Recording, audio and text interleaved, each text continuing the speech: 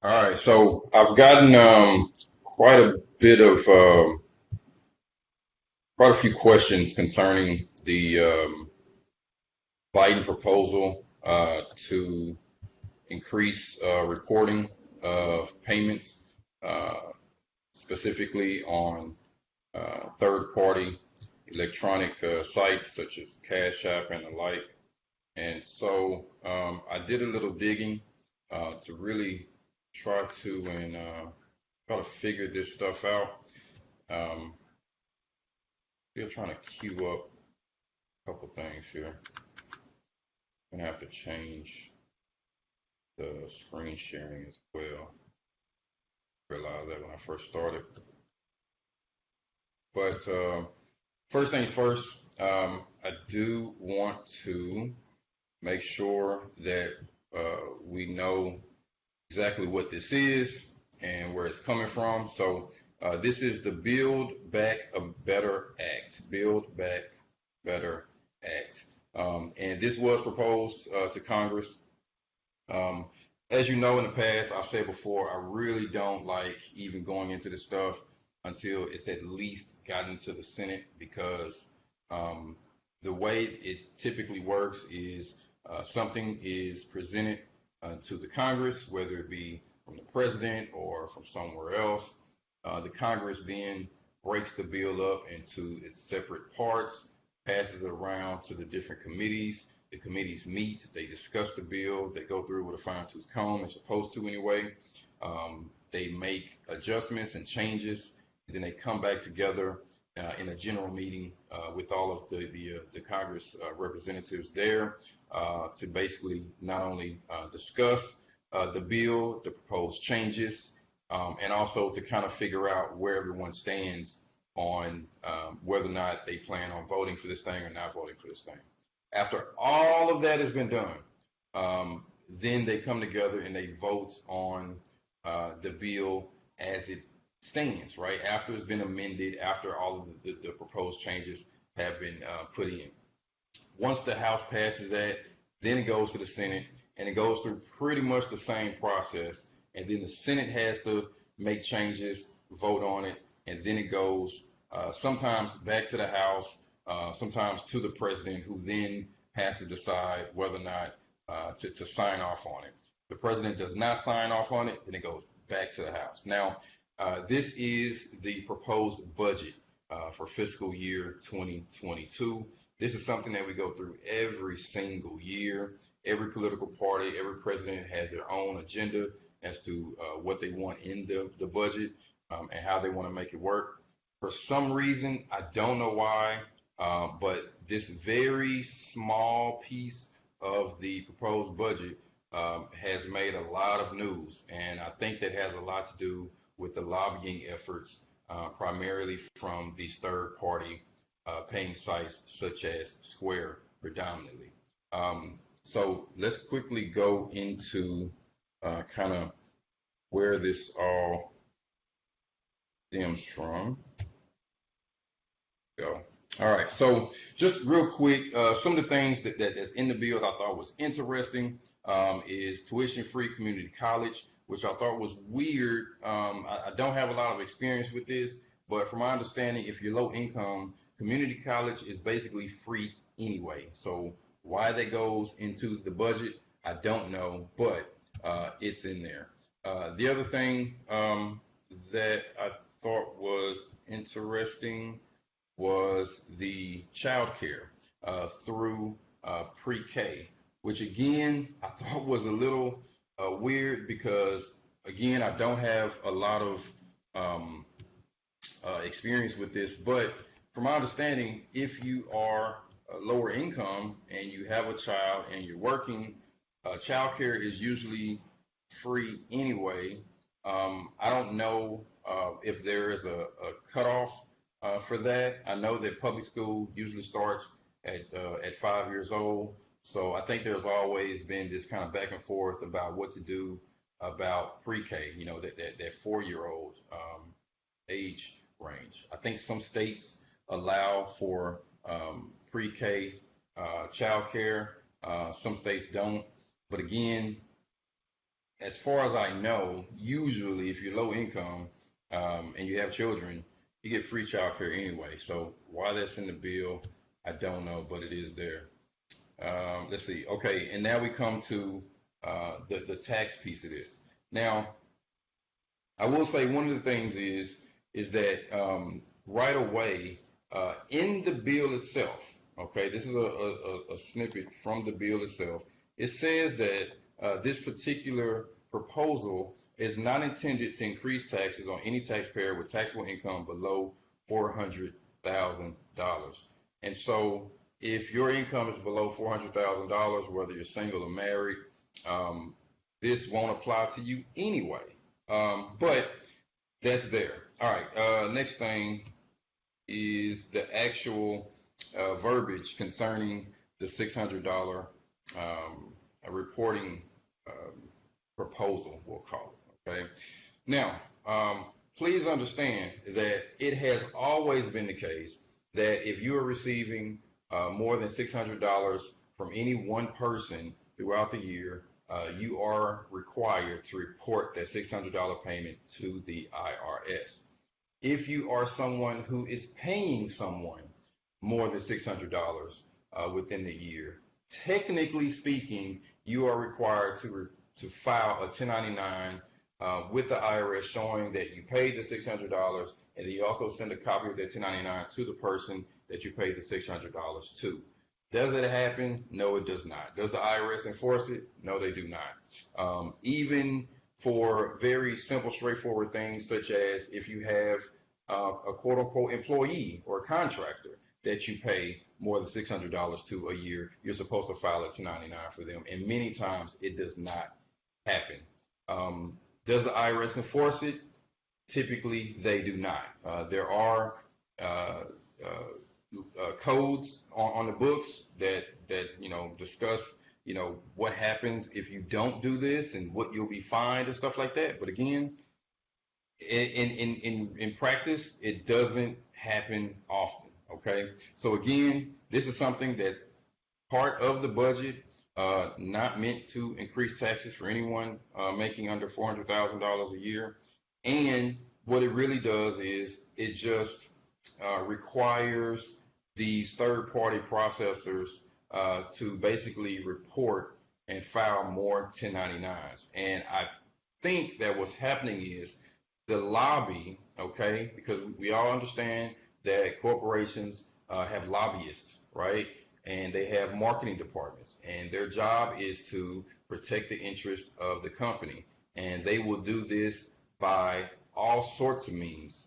When you think of marketing, a lot of times you think of, commercials and magazine advertisements and stuff like that, but it gets way more sinister than that. It could be something as simple as creating a Facebook post or a Twitter feed that demonizes this small little section in the budget proposal because it's something that will require them to spend more money.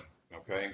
Now I did queue up the Square website here so we can kind of see what's going on. So make sure.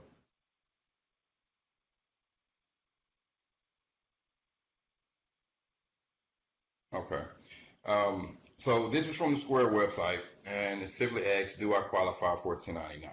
Okay. As it currently stands, if you have less than $20,000 in gross receipts and if you have more than $20,000 in gross receipts and more than 200 transactions within a year, Square will send you a 1099. What that means for a lot of people is that if you have a business, let's say you have a small business, and of course, like many small businesses, you want to make it as easy as possible for your customers to pay you. And so you're probably accepting payments from all sorts of places. I can say from personal experience, I've accepted Venmo payments. I try to stay away from PayPal as much as possible, but I've accepted a couple PayPal payments, cash, checks, credit cards, Cash App. you name it. I've always wanted it to be very convenient to pay me, right? And so what happens is I'll meet someone, with a small business, and they'll say, hey, so, I have these receipts, I have these transactions, and I'm wanting to qualify for a loan for whatever reason, but the bank is saying that I can't prove my income. Yes, I have a tax return reporting these payments showing that I make this amount of money, but I can't get this house. They want more. And the thing is, you cannot force Square to send you a 1099. Can't do it. When you go in to qualify for these loans, that's what they ask you for a lot of times. They want bank records, they want tax forms, and they want tax returns. Well, if you're primarily using Square or Cash App, you don't have bank records. If you aren't getting these 1099s from these third party companies, you don't have any tax forms. The only thing you have is literally your tax returns. If you happen to have a banking relationship with a major bank, then maybe you have this money then transferred into that account. And then at that point, maybe you have banking records, but you're still at the mercy of the loan officer or I forget the name of the department, the underwriters, or you're at the mercy of the underwriters who are looking at your bank statements, and all they see are these transfers from a third party application. And they're like, well, we don't know what that's from. We don't know where that's coming from, right? So in my opinion, I think that what this proposal does is it really just makes for good accounting, right? It just forces these big companies who have, millions, billions of dollars, to force them to report and to send out these 1099s. There's one other thing that I wanted to look at here. Oh, yeah, and this is another thing too. So again, this is from Square's website. Okay, so for instance, now keep in mind that the $20,000, the 200 transactions, that's a federal situation. That's a federal situation. But you also have states that get into this game too. So if you happen to be in District of Columbia, guess what? The rule is already $600, right? If you're in Illinois, the rule is $1,000. Maryland, $600. Massachusetts, $600. Missouri, $1,200. Vermont, $600. Virginia, $600. So again, there's something to be said about centralized government. Of course, there's also something to be said about fractionalized government, where you leave a lot of things up to the states versus making things, again, fractured, right? Where you have all these different states with these different rules, and then you have an overarching federal rule. And so what this proposal, I think, is seeking to do is, again, make things less fractured and kind of bring everything under one umbrella. So regardless of what state you're in, $600 is $600, right? Something else I wanted to discuss is the actual piece of the tax code that deals with this, okay? Just to kind of bring this home. So this is, of course, Title 26 Irs Code, and this is talking about reportable payments, what they are, what they mean, okay? And of course, I'll put these links in the description. And this just talks about reportable payments and what they are, right? And the thing that we're interested in at this point is other reportable payments. Now we can go into, why they're reportable in the first place, but that's not the purpose of this particular video. But other reportable payment means any payment of a kind into a payee required to be shown on a return required under section 6041. And what we're interested in is section 6050W, which, as you can see, is the last section, because this is a brand new way of getting paid, made through settlement transactions of card and so forth.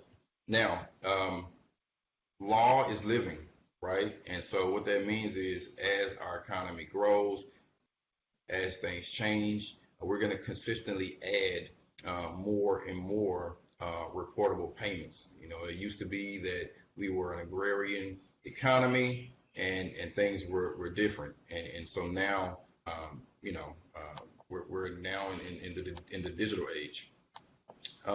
What hasn't been really discussed, and it is sort of in here, are these particular cyber currencies, right?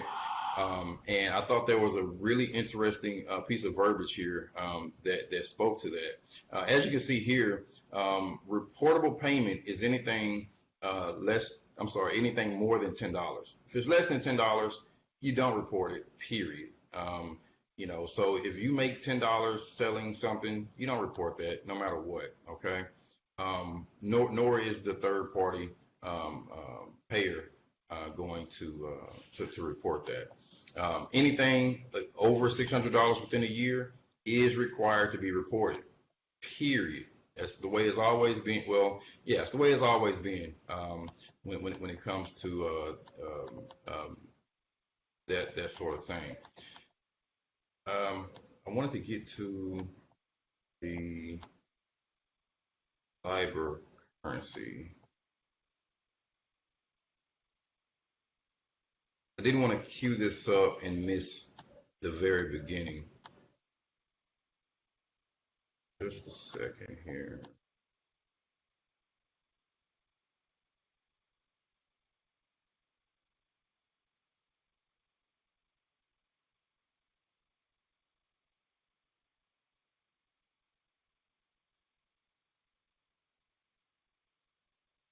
Here we go. Readily tradable instruments. All right, readily tradable instruments. This has been the verbiage used to talk about not only cash, which we all know is literally just paper, but it's readily tradable. And it's readily tradable because I can very easily convert that cash into goods and services, right? Same is for the stock market. If you own a share of, let's say, Apple, that is a readily tradable instrument because you can very easily convert that share of Apple into cash. And the same is true for Bitcoin. That was not the case, 10, 20 years ago. Bitcoin was not easily readily tradable. Now it is. If you own any piece of a Bitcoin, you can very easily convert that into cash. No problem whatsoever. That is the case these days. And so this special rule for readily tradable instruments is only if the payer was notified by a broker under subparagraph B, or no certification was provided to the payer by the payee under paragraph 1, and such instrument was acquired directly by the payee from the payer, or such instrument is held by the payer as nominee for the payee.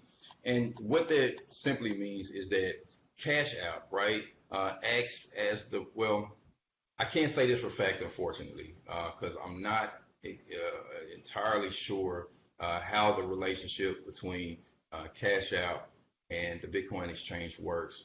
I think, though, that Cash App, instead of acting as a traditional broker, I think maybe Cash App actually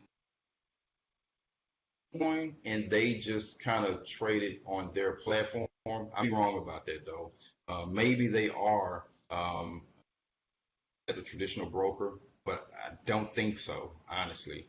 But in this case, though, just for practical purposes, let's say Cash App is the broker, right? And so they stand in between the Bitcoin exchange and you, the payee. And in that case, Cash App is responsible for knowing who you are, right? And withholding taxes on any money paid to you, whether it be Bitcoin or cash or whatever. And that is the reason why they require your Social Security number, your tax ID number, and so forth. The other thing I think is really interesting, and I'll leave it here, is that Cash App is not available across the world. Um, Nor is Venmo and a lot of these other U.S. Third-party brokers, let's call them. Okay, that's really interesting because when you talk about reporting payments to the IRS for purposes of taxes and whatnot. Um, Part of the reason why that has always been the rule is because you want to make sure that you are not allowing someone who is not licensed, and when I say licensed, I mean they have a social security number, tax ID number, right? They're not allowed to do business in the United States, right? And so that has always been the reason for having those tax ID numbers and stuff like that. It's just making sure that, hey, we're allowing you to do business in the United States, right? And if you don't have this information, then you cannot do business in the United States. And so this really puts the onus on Square to say, hey, you have to know who these people are that you're doing business with. Bitcoin, on the other hand, does not necessarily require that. And that was the initial purpose for Bitcoin. And so I think it's going to be really interesting as to whether or not at some point we're going to have some exchange that is not going to require any identification information as far as tax ID numbers or citizenship or social security numbers goes, and what that's going to mean for the future of tax collection. Because once you get to that place where anyone and everyone is able to participate within this same ecology of money transfer without having to identify who they are, all of a sudden you lose your ability to collect taxes. So again, really interesting subject for me. But the moral of the story here is that, number one, this proposed budget is something that happens every single year. So it's not a big deal. It hasn't even, I mean, there has been nothing done on this. Okay, they haven't even met in committee yet to even talk about or discuss this thing. But there are many, many news articles, and somehow everyone is aware of this small piece of legislation inside of this bill. So please don't believe the hype. This thing is going to undergo many, many changes and amendments. Who knows what this bill is going to look like by the time it gets to the Senate or it passes the Senate. But as of right now, that's what's going on. That's what it is.